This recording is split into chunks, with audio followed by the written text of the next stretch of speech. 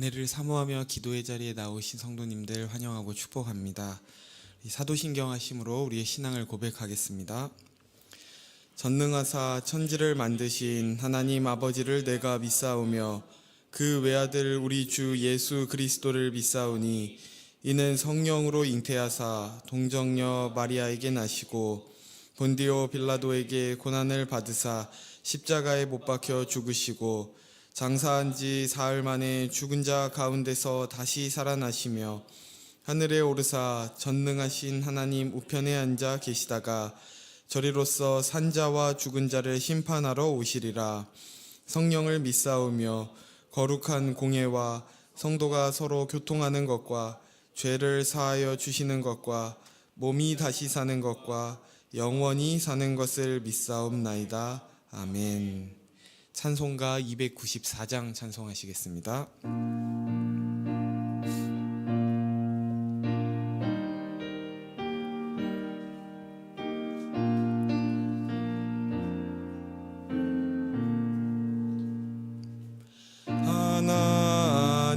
하나님은 외아들을 주시는 데까지 세상 사람 사랑하니 참 사랑이로다.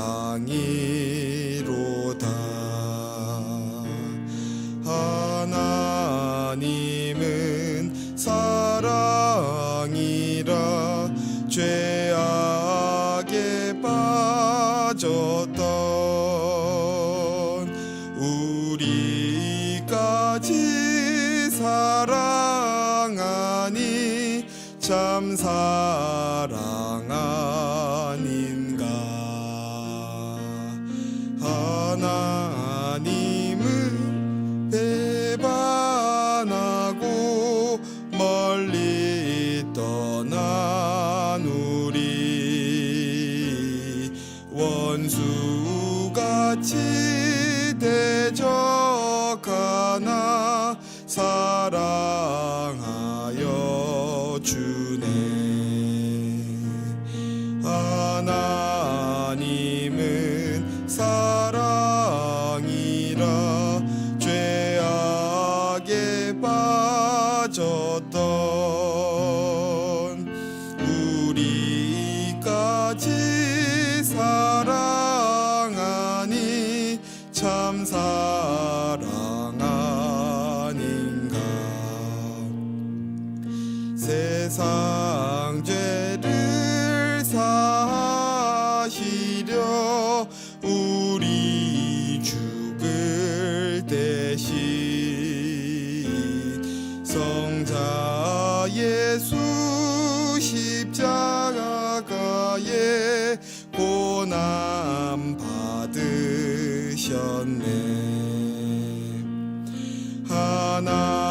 하나님은 사랑이라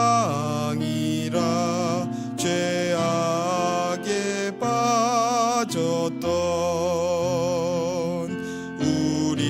우리까지 사랑하니 참 사랑 아닌가. 이 사랑에 감사하여 곧 주께 나오라. 고난 영혼 주께 맡겨 구원을 얻으라. 하나님은 사랑이라 죄악에 빠졌던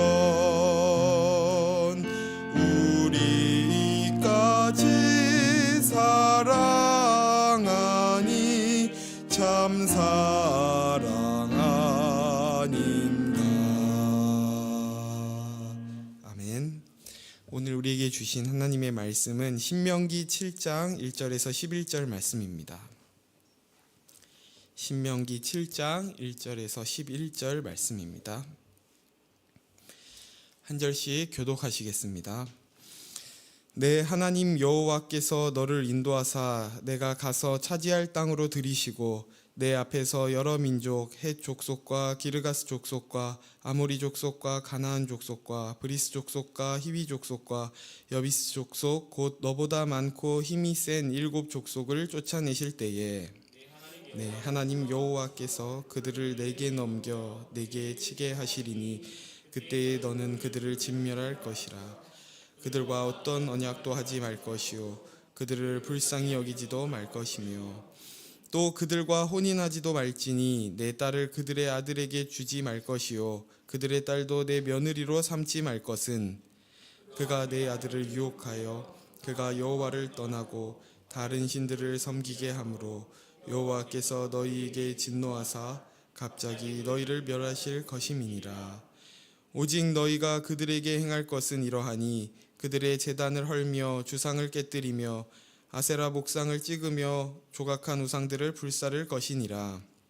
너는 여호와 내 하나님의 성민이라.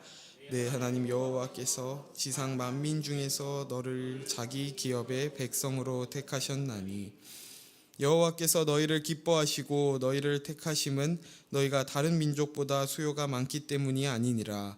너희는 오히려 모든 민족 중에 가장 적으니라. 여호와께서 다만 너희를 사랑하심으로 말미암아 또는 너희의 조상들에게 하신 맹세를 지키려 하심으로 말미암아 자기의 권능의 손으로 너희를 인도하여 내시되 너희를 그 종되었던 집에서 애굽 왕 바로의 손에서 속량하셨나니 그런즉 너는 알라. 오직 내 하나님 여호와는 하나님이시요 신실하신 하나님이시라. 그를 사랑하고 그의 계명을 지키는 자에게는 천대까지 그의 언약을 이행하시며 인애를 베푸시되 그를 미워하는 자에게는 당장에 보응하여 멸하시나니 여호와는 자기를 미워하는 자에게 지체하지 아니하시고 당장에 그에게 보응하시느니라. 함께 읽겠습니다. 그런즉 너는 오늘 내가 내게 명하는 명령과 규례와 법도를 지켜 행할지니라. 아멘. 우리는 어제 신명기 6장 말씀을 통해 이스라엘 백성이 가나안에 들어가서 어떻게 살아야 하는지에 관한 말씀을 함께 살펴보았습니다.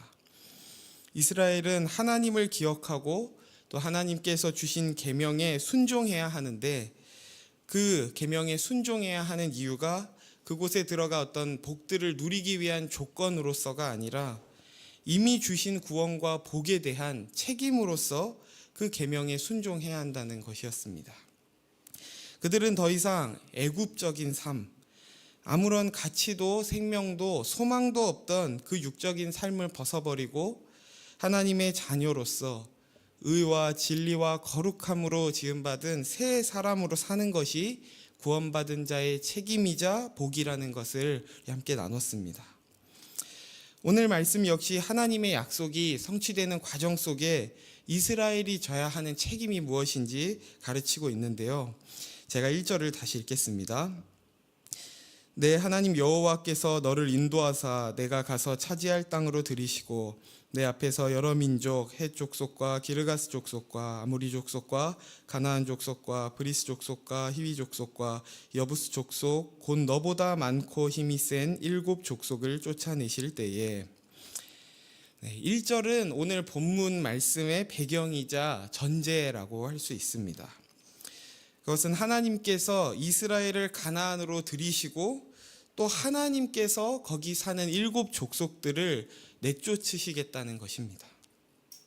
그런데 그 족속은 어떤 족속이냐면 이스라엘보다 더 많고 힘이 센 족속이라는 것이죠. 우리가 어제 살펴본 말씀에서도 나눴듯이 이스라엘이 가나안에 들어가서 그곳에서 누리게 될 복들은 그들이 기여해서 그들이 무언가를 해서 누리게 된 것이 아닌 것처럼 이 가나안 족속들을 물찌르는 진멸하는 이것 역시 이스라엘의 힘으로 하는 것이 아니라 하나님께서 주도하셔서 하시겠다는 것입니다. 그런데 하나님께서 하시겠다고 하셨으니 이스라엘 백성들은 그저 손을 놓고 아무것도 하지 않아도 되는 것일까요? 네, 그렇지 않습니다. 하나님께서 이스라엘 백성들이 해야 할 것이 무엇인지 이제 오늘 본문에 말씀하시는데요. 우리 2절을 함께 읽겠습니다. 내 하나님 여호와께서 그들을 내게 넘겨 내게 치게 하시리니 그때에 너는 그들을 진멸할 것이라. 그들과 어떤 언약도 하지 말 것이요 그들을 불쌍히 여기지도 말 것이며. 1절에서 하나님은 가나안 족속들을 쫓아내시겠다고, 하나님께서 가나안 족속들을 쫓아내시겠다고 했지만 그 2절에 쫓아내시는 방식은 이스라엘에게 넘겨 그들의 손으로 그들을 쫓아내시겠다는 것입니다. 여기서 하나님께서 이스라엘에게 이 가나안 족속을 모두 진멸하라고 하시는데요. 이 진멸이라는 단어를 원어로 보게 되면 어떤 헤렘이라고 하는데, 이 진멸을 의미하는 헤렘은 굉장히 많은 논란이 되기도 하고 또 다양한 해석이 있기도 한 그런 주제입니다. 이 말씀을 단순하게 이해하면 이기적이고 잔인, 무도한 그런 명령으로 보일 수 있는 그 헤렘 안에는 어떤 의미가 있는지 함께 살펴보려고 하는데요. 가나안 족속을 진멸하라는 이 명령에는 사실 중요한 구속사적인 의미가 담겨 있습니다. 가나안 족속을 멸살하고 정복하는 이 전쟁은 사실 하나님의 공의를 실현하는 이 거룩한 전쟁으로서 마지막 날에 하나님께서 모든 이 악의 세력을, 모든 죄를 심판하실 그 하나님 나라를 미리 보여주는 예표로서 이 거룩한 전쟁을 하나님께서 명령하신 것입니다.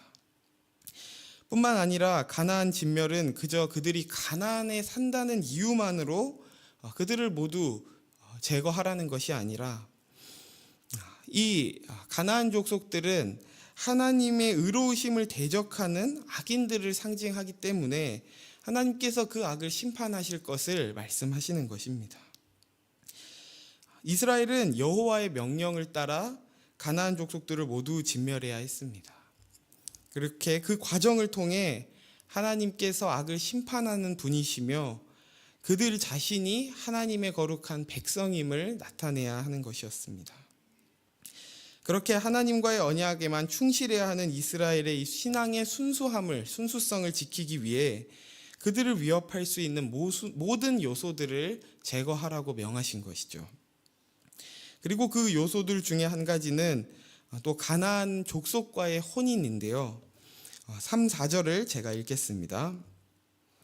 또 그들과 혼인하지도 말지니 내 딸을 그들의 아들에게 주지 말 것이요 그들의 딸도 내 며느리로 삼지 말 것은 그가 내 아들을 유혹하여 그가 여호와를 떠나고 다른 신들을 섬기게 함으로 여호와께서 너희에게 진노하사 갑자기 너희를 멸하실 것임이니라.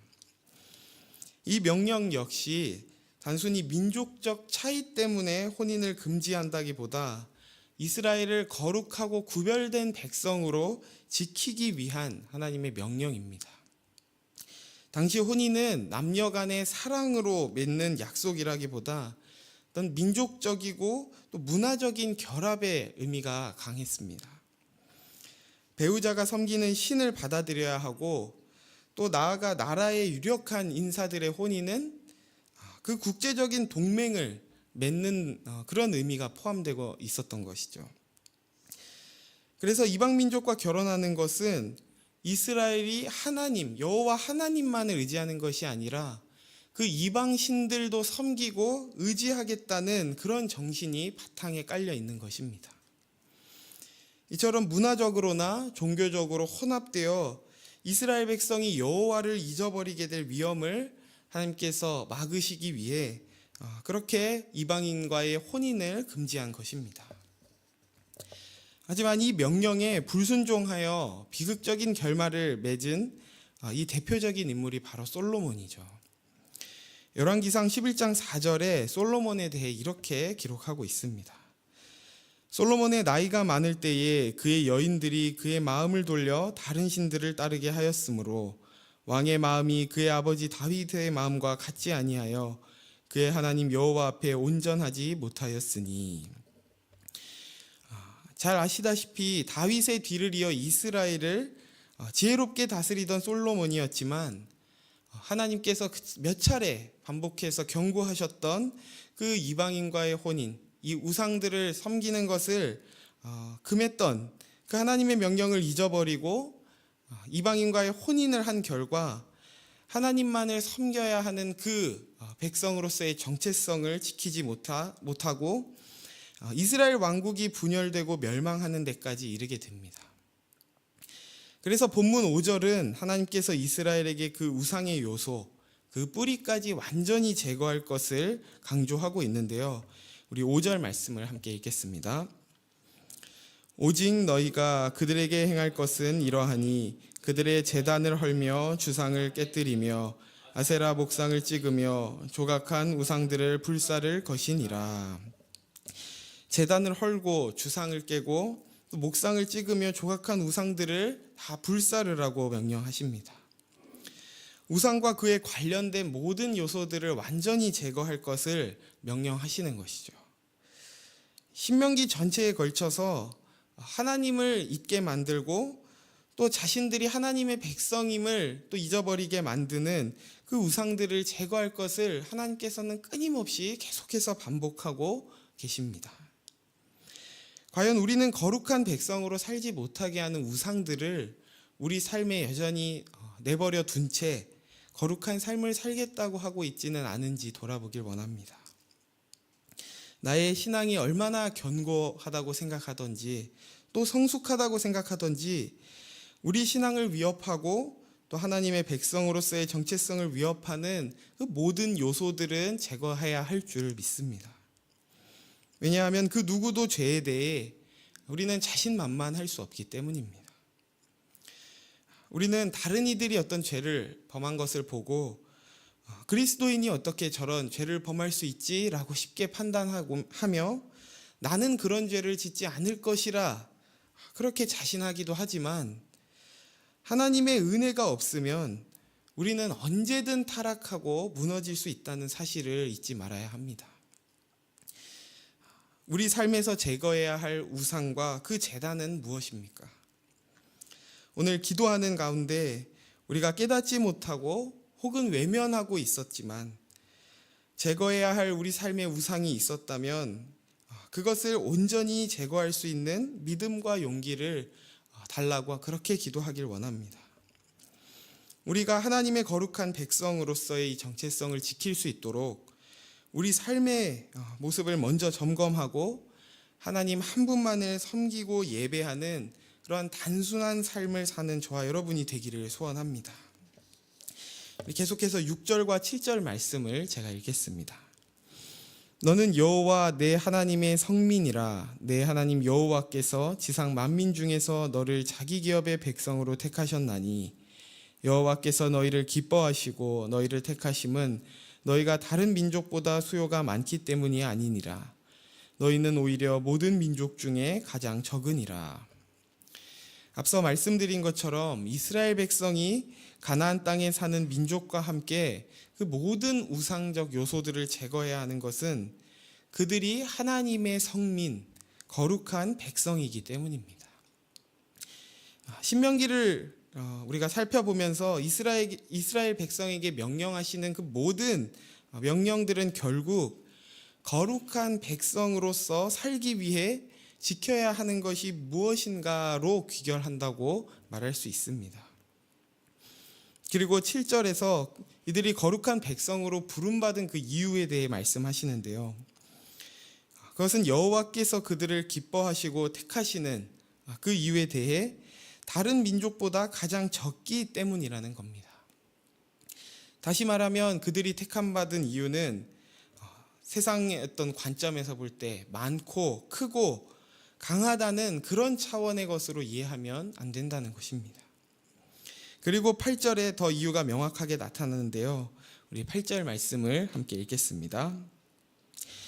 여호와께서 다만 너희를 사랑하심으로 말미암아 또는 너희의 조상들에게 하신 맹세를 지키려 하심으로 말미암아 자기의 권능의 손으로 너희를 인도하여 내시되 너희를 그 종되었던 집에서 애굽 왕 바로의 손에서 속량하셨나니. 이스라엘이 여호와의 택함받은 백성, 거룩한 백성이 된 것은 두 가지인데 첫 번째는 여호와께서 다만 그들을 사랑하셨기 때문이고 두 번째는 너희의 조상들에게 하신 맹세를 지키려 하시기 때문입니다. 여호와의 사랑과 신실하심으로 말미암아 그들이 하나님께 택함을 받았고 거룩한 백성으로 삼음 받게 되었다는 것이죠. 이것은 곧 무엇을 말하냐면 거룩한 백성이 된 그 근거가 세상의 기준이 아니고 하나님께 속한 것이듯이 그 거룩한 삶을 사는 것 또한 오직 하나님의 말씀 안에 있을 때, 하나님의 규례를 따를 때에만 그 거룩을 우리가 지킬 수 있다는 것입니다. 그래서 그것을 계속 반복하여 가르치는 말씀이 오늘 11절에도 나타나는데요. 11절을 우리 함께 읽겠습니다. 그런즉 너는 오늘 내가 내게 명하는 명령과 규례와 법도를 지켜 행할지니라.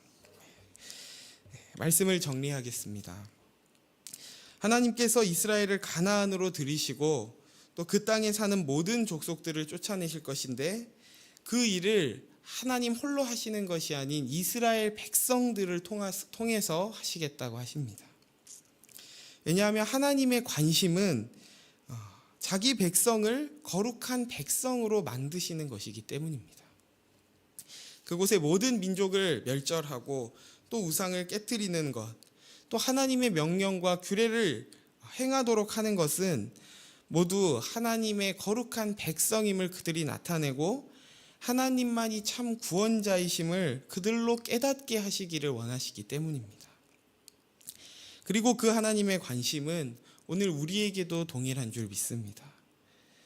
우리를 통해 다른 어떤 일을 이루시는 것이 아니라 우리의 존재를 거룩한 주의 백성으로 만들어 가시길 원하십니다. 그것을 방해하는 삶의 모든 우상의 요소들을 제거하고 오직 주님의 말씀을 따라 살 때에 우리가 거룩한 존재로서 하나님의 기쁨이 되는 그런 삶을 살기를 주의 이름으로 소원합니다. 시간 말씀을 통해 주신 은혜를 기억하며 우리 세 가지 기도 제목으로 함께 기도하기를 원합니다.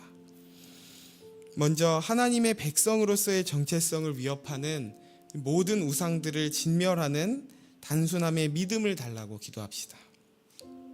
두 번째로는 세상의 기준이 아닌 오직 주의 말씀을 따라 살 때에 그 주의 거룩함이 우리 삶의 자리 가운데 나타나게 해달라고 또 기도합시다.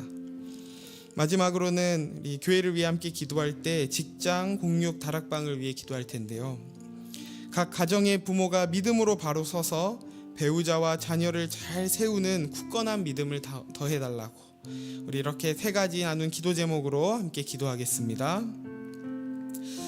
하나님 아버지 감사합니다. 참 우리를 거룩한 주의 백성 삼아 주셔서 우리를 통하여 또 하나님의 거룩함을 드러나게 하시는 그 영광을 우리 삶 가운데 허락하시니 감사합니다.